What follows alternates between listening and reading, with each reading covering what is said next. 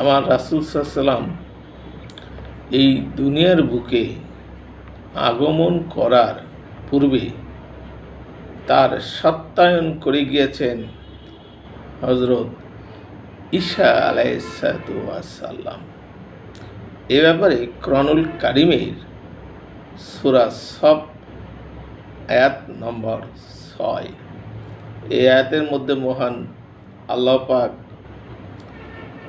হযরত ঈসা আলাইহিসসালামের মাধ্যমে প্রকাশ করে দিলেন।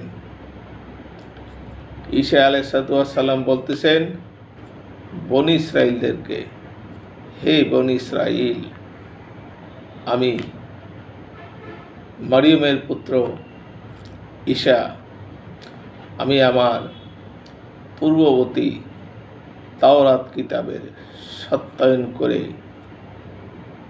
দিলাম, আর তোমাদের জন্য সুসংবাদ, আমার পরে এক আল্লাহর নবী এবং রাসূল আগমন করবেন, তার নাম আহমদ।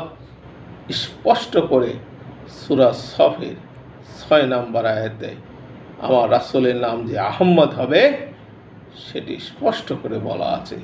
দেখে নিন কোরআন খুলে, আমি সত্য বলছি না মিথ্যা বলছি। তো এখন আমার রাসূলের আগমন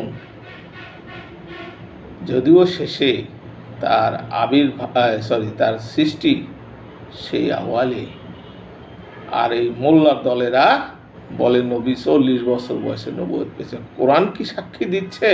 ঈসা কি সাক্ষী দিয়ে গেল? চোখে তারা দেখে না? সূরা সফ আয়াত 6 নম্বর চোখে দেখে না?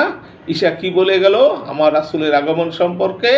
সেখানে 40 বছর বয়সে নবুয়ত তার প্রকাশ হয়েছে। তিনি আগে থেকেই নবী এবং রাসূল।